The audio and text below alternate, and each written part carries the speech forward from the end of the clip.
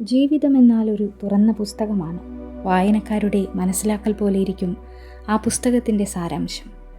സ്വന്തം മനസ്സിൻ്റെ മനോഭാവമനുസരിച്ചായിരിക്കും കാണുന്ന കാഴ്ചകളുടെ ഭംഗി.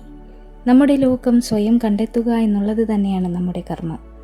നിങ്ങൾ എന്താണ് ചെയ്യുന്നതെന്നും അത് നിങ്ങളെ എവിടേക്കാണ് കൊണ്ടുപോകുന്നതെന്നും നിങ്ങൾക്കറിയാമെങ്കിൽ ജീവിതം എത്രയോ രസകരമാണ്. നിങ്ങളുടെ ആഗ്രഹങ്ങൾ തീവ്രമാണെങ്കിൽ പ്രതിബന്ധങ്ങൾ പോലും അവസരങ്ങളായി മാറുന്നു. അറിവിനേക്കാൾ അതിൽ നിന്നുമുണ്ടാകുന്ന തിരിച്ചറിവാണ് ഏറ്റവും വലിയ അറിവ്. പ്രധാനമായും ആളുകൾ മറ്റുള്ളവരെ തരം താഴ്ത്തുന്നത് അസൂയ കൊണ്ടും അപകർഷതാബോധം കൊണ്ടുമാണ്. നിങ്ങൾ അവരെക്കാൾ മെച്ചപ്പെട്ട അവസ്ഥയിലാണെന്നതും കൊണ്ടാണ് തരം താഴ്ത്തലുകൾ നടക്കുന്നത്.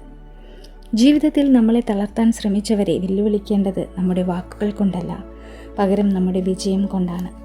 ആരും ആരുടെയും ദുഃഖങ്ങൾക്ക് കാരണമല്ല. നല്ല മനക്കരുത്തുള്ളവർ ഏത് പ്രതിസന്ധിയെയും അതിജീവിക്കുന്നു. യാഥാർത്ഥ്യവും പ്രതീക്ഷയും തമ്മിലുള്ള അകലമാണ് നിരാശ. എത്രത്തോളം പ്രതീക്ഷകൾ നഷ്ടമാകുന്നുവോ അത്രത്തോളം നിരാശകൾ നമ്മളെ തേടിയെത്തുന്നു. അതുകൊണ്ട് പ്രതീക്ഷിക്കുന്നത് അവസാനിപ്പിക്കുക. നിങ്ങളിലേക്ക് സന്തോഷം കടന്നു വരും. പരിശ്രമിച്ചു കൊണ്ടിരിക്കുക എന്നത് തന്നെയാണ് അന്വേഷണാത്മക കണ്ടെത്തലുകളിലും ബുദ്ധിപരമായ നിഗമനങ്ങളിലും എത്തിച്ചേരുവാനുള്ള ഏക വഴി. ഏറ്റവും നല്ല ശീലങ്ങളിലൊന്നാണ് ക്ഷമ. ജീവിതത്തിൽ ക്ഷമിക്കുന്നവരെ കണ്ടാൽ അവർ ഭീരുക്കളാണെന്ന് കരുതരുത്. ക്ഷമിക്കാൻ കഴിവുള്ളവരാണ് നിങ്ങളെങ്കിൽ ജീവിതത്തിൽ ഒരിക്കലും പരാജയപ്പെടുകയില്ല. നമ്മുടെ മനസ്സ് അസൂയയും ദേഷ്യവും വെറുപ്പും സൂക്ഷിക്കാനുള്ള ചവറ്റുകുട്ടയല്ല.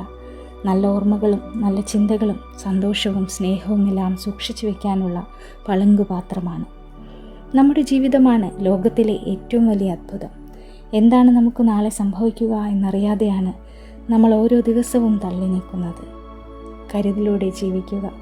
മുന്നോട്ടുള്ള യാത്രയിൽ വിജയം കരസ്ഥമാക്കുക.